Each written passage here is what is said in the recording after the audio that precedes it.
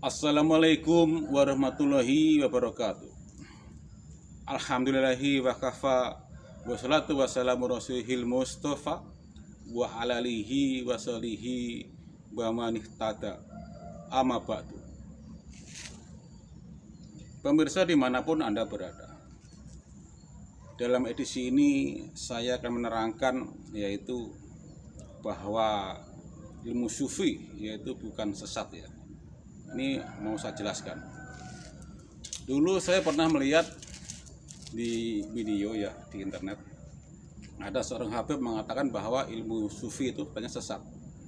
Tapi di situ dijelaskan kepada seorang ustadz ya, kalau memang amalannya atau zikirnya itu tuntunan Nabi Muhammad SAW bukan sesat. Jadi misalnya ada mimpi-mimpi itu mimpi murni dari datanya dari Allah Subhanahu wa taala ya. Akhirnya saya berani memposting dengan pengalaman saya, yaitu dalam mimpi saya setelah sholat malam dan berzikir, saya meminta Allah mengabarkan mimpi-mimpi saya ya. Dan setelah saya pahamin mimpi saya itu ternyata pas dan masuk akal. Akhirnya saya berani memposting video-video saya atau pengalaman-pengalaman saya ya. Akhirnya setelah saya posting itu ada di bawah video saya, yaitu namanya Ustadz Tabrani Ilham mengatakan bahwa ilmu sufi itu adalah sesat dan mimpi saya itu datanya dari jin katanya. Di sini saya jelaskan ya. Ustadz Tabrani Ilham yang saya hormati, dan sebelumnya para pemirsa di rumah, sebelum saya lanjutkan, tolong beri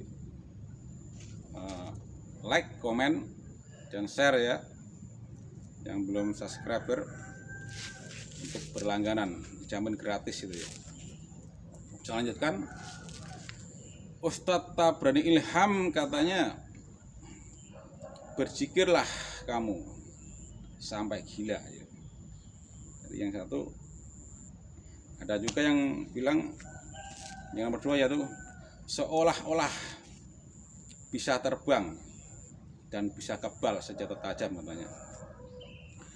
Untuk terbang ya, pernah dulu saya bermimpi, anggap bermimpi saja, jadi terbang itu enggak tinggi sekali, di antara ranting ke ranting, pohon ke pohon begitu ya, semacam kayak film kolosal gitu. Saya juga enggak bertanya sama Allah, apakah saya ini bisa terbang. Saya tidak minta petunjuk ya. Anggap itu hanya mimpi-mimpi belaka ya. Dan Ustadz juga bilang bahwa gila itu tidak mulia, hina, bukan wali. Ya memang pernah saya lihat di internet juga, ada orang stres gila karena belajar ilmu sufi tidak lulus istilahnya ya. Istilahnya kalau sekolah berarti dia tidak lulus, akhirnya gila. Memang benar kalau gila itu hina dan tentunya tidak boleh dianggap sebagai wali ya. Itu benar yang itu.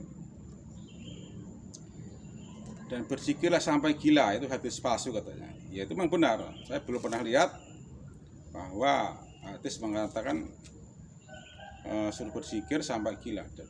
Jadi Nabi tidak pernah mengajarkan itu, saya rasa ya.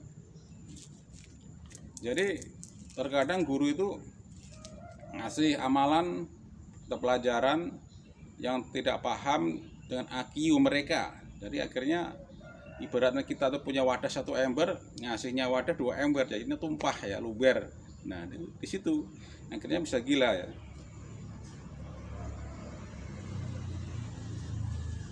Jadi ilmu sufi ini tidak harus banyak berzikir ya. Jadi mungkin gurunya itu mengajarkan pagi, siang, sore, di mana-mana ada waktu suruh berzikir. Jadi tidak cukup berzikir saja, itu harus punya sifat dan sikap ya. Harus benar-benar sabar sekali ya. Jadi yang nomor 1 tuh harus benar-benar sabar. Jadi menjalankan ilmu sufi ini banyak godaan ya, godaan wanita ya, dan juga godaan tetangga kita ada itu. Misalnya Anda membangun rumah lebih besar daripada tetangga Anda. Tetangga Anda itu syirik sekali. Itu yang saya alami. Syirik. Dikasih sesuatu di teras saya supaya rezeki saya itu merosot dan saya sial. Susah cari rezeki supaya ya harapan mereka itu rumah saya itu tidak jadi selesai atau mudah-mudahan bisa kejual gitu, mungkin seperti itu ya.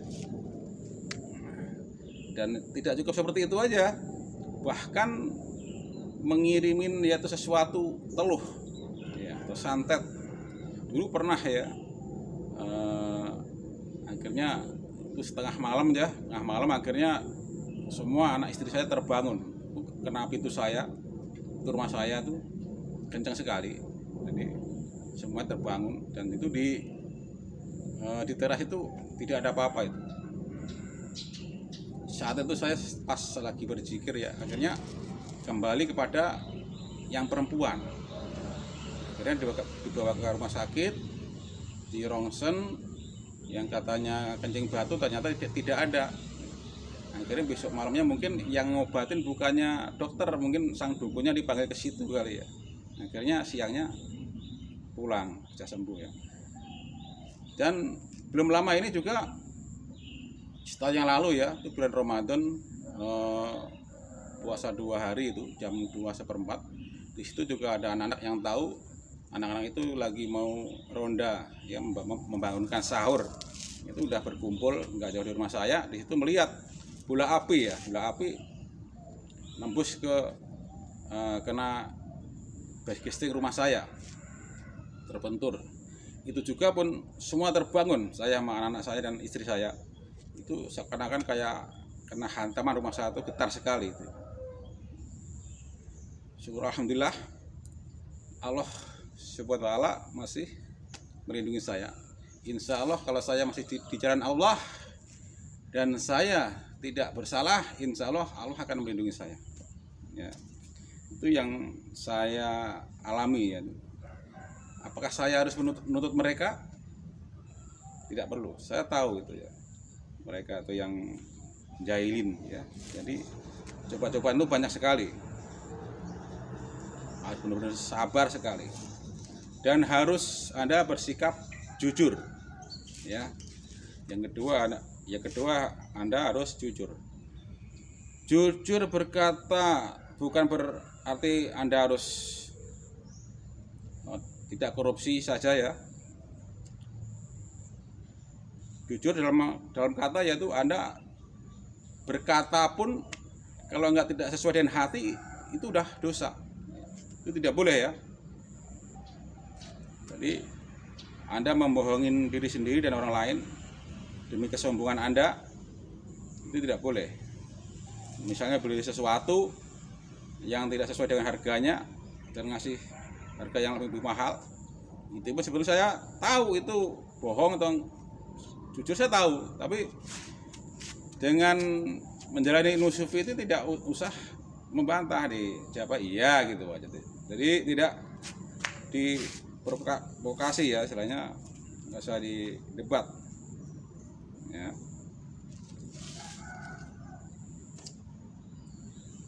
Yang ketiga, Anda harus punya sifat rendah hati. Rendah hati tidak boleh Anda merasa pinter ya. Jadi Anda jangan menjadi orang jiwa pemimpin ya, harus rendah hati. Jadi misalnya bagaikan pewayangan, Anda itu bagaikan Bima. Kalau Anda nanti sudah sukses, berhasil, Anda harus punya sifat rendah hati ya. Harus berpura Anda punya kesaktian luar biasa, misalnya Anda harus punya sifat rendah hati ya. Jadi jangan Anda pintar ngaji dan kiai Anda itu di situ musola atau masjid Anda itu merasa kurang bagus, lebih bagus Anda nyelonong di depan. Jangan ya, hargai mereka. Jadi rendah hati menghargai orang lain. Jangan merasa Anda merasa pintar ya. Harus menjaga menghargai kehendak orang lain. Jadi Anda tidak boleh ambisi untuk menjadi pemimpin ya. Yang kelima, jaga perasaan orang lain ya. Jangan gampang menyuruh orang ya, jarang menyuruh orang, bentak-bentak atau yang tidak ada kaitannya dengan saudara, atau tidak perlu memperbudak orang ya tanpa imbalan. Dan tidak boleh iri ya. Misalnya tetangga Anda punya beli sesuatu atau bangun rumah ya, saya tadi ya, iri, itu tidak boleh ya. Justru kalau tetangga Anda punya rezeki, Anda harus bersyukur.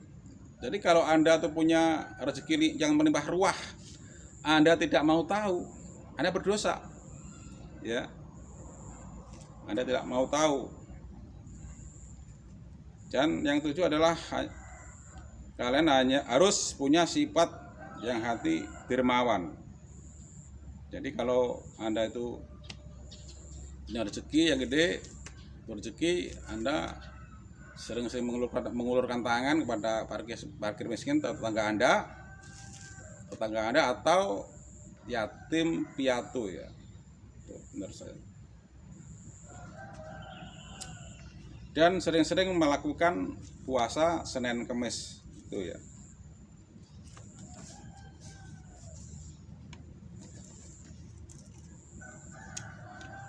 Ustadz Tabrani Ilham yang saya hormati, katanya kalau makan tidak boleh makan daging, ikan atau minum-minuman es. Itu supi yang mana dulu ya? Ajarannya siapa? Aku rasa ini tidak ada kaitannya. Tidak kaitannya tuh. Boleh-boleh saja, tapi aku rasa Nabi Muhammad tidak pernah mengajarkannya seperti itu. Zamannya Nabi belum ada es, ya, belum ada es.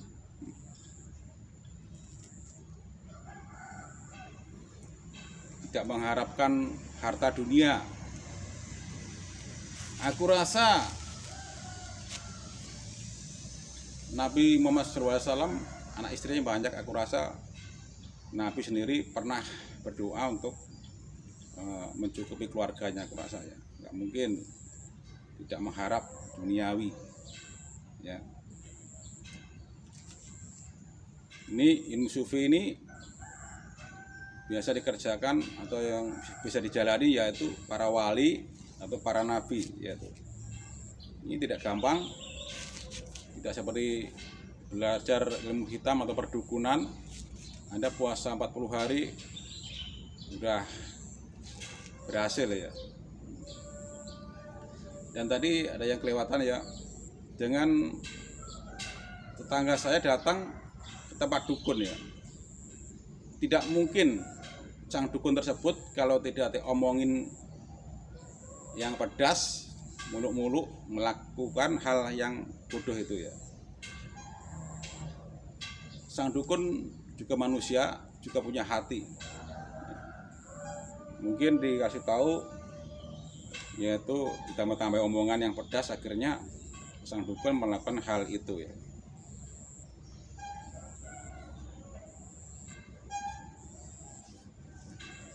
Dan selanjutnya sholat di kamar menyendiri, pintu kamar harus ditutup rapat. Ini ajaran sesat kata Ustadz ya. Di sini saya jelaskan, ini tujuannya sholat di kamar menyendiri, pintu kamar ditutup atau berzikir. Ya, ini tujuannya pikiran kita tuh biar kusuk, biar fokus ya. Istilah kita tuh menghadap Allah, berbicara dengan Allah. Jadi pikiran kita supaya jernih. Jadi tidak ada goda-godaan suara-suara. Ini tujuannya itu, bukan ajaran sesat ya. Anda sholat sendiri pun 5 waktu dengan pintu ditutup, aku rasa nggak apa-apa ya. Ini misalnya sholat sunnah ya, tengah malam itu ditutup dan akhirnya berzikir. Ini tujuannya itu kan menghadap Allah supaya tidak ada godaan atau gangguan-gangguan suara-suara. Jadi sholatnya biar khusyuk. Ini saya jelaskan Ustadz ini ya.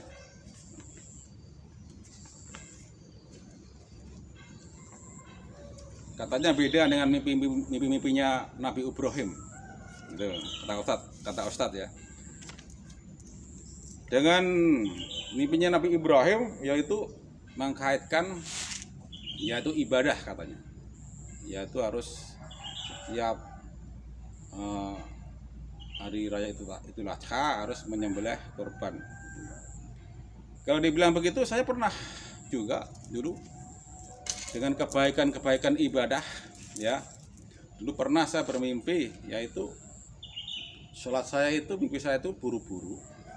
Di situ setelah rukuk dan berdiri iktidal. Iktidal kita harus baca Rabbana lakal hamdu ya. Jadi setelah rukuk sami Allahu liman hamidah, Rabbana lakal hamdu itu harusnya berdiri tegak. Itu dalam sholat saya itu Rabbana lakal hamdu itu mimpi saya itu udah turun ya, hampir sujud ya. Setelah sujud udah di lantai baru Allahu Akbar. Nah, itu salahnya di situ. Setelah sujud itu ada suara. Salatmu kuwi tidak sempurna. Tumak ninah ora eneng. Salatmu itu tidak sempurna, tumak ninahnya tidak ada katanya. Karena saya terbangun mimpi saya ya. Pernah juga saya bermimpi sholat berjamaah orang banyak. Itu biasanya kalau orang banyak tuh Jumatan atau tarawih itu biasanya ada suara ketika kita sujud ya, bruk lutut kita bruk, saya terbangun. Istilahnya kalau sujud, istilahnya kita harus menahan, jangan terlalu kenceng menurunkan lutut kita. Itu juga kurang sempurna ya. Yang belum lama ini juga saya dikasih tahu juga bahwa ketika saya rukuk dan kepala saya sama punggung saya itu tidak rata. Itu ada suara, kepala saya gini, ini kurang rata sama punggung. Akhirnya saya juga terbangun. Itu juga kebaikan ibadah ya, aku rasa.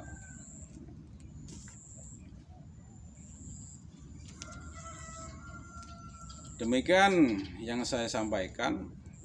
Mudah-mudahan teman-teman kalau menjalani ilmu sufi seperti yang saya ajarkan ini, mudah-mudahan Anda berhasil. Jadi ilmu sufi ini tidak bisa dikerjakan dalam seminggu, sebulan, atau setahun. Ini harus bertahun-tahun ya. Ini kalau saya 10 tahun baru saya ada ada hikmahnya. Jadi saya kalau mau Allah, suatu malam dia berzikir itu ada gambarannya. Itu kalau saya paling banter saya mengerjakannya 2 bulan berturut-turut dan puasa Senin sampai Kamis. Itu dulu 2 minggu baru ada gambaran dalam mimpi ya. Jadi 1 pertanyaan 2 minggu. Dulu pernah saya. Itu pun udah saya menjalankannya udah 10 tahun di musik berzikir ini ya. Jadi harus bersabar ya. Tidak gampang jadi musufi. Jadi niat saya dulu juga awalnya tidak menjalani ilmu sufi. Datang ke tempat orang tua, saya minta amalan gimana, amalan apa yang bagus supaya saya dapat rezeki. Awalnya begitu ya. Jadi sering melakukan ritual itu ya, berzikir ya. Rezeki ya ada aja, berapa banyak ya, terima aja. Jadi akhirnya saya kebablasan berzikir terus ya. Akhirnya setelah saya punya kelebihan ya, akhirnya saya terus berzikir akhirnya ya. Demikian yang bisa saya sampaikan. Jikalau ada kata-kata yang salah, saya mohon maaf yang sebesar-besarnya. Akhir kata dari saya, sampai jumpa lagi di video yang selanjutnya ya. Sampai sekian dari saya, undur diri. Wabillahi taufiq wal hidayah. Wassalamualaikum warahmatullahi wabarakatuh.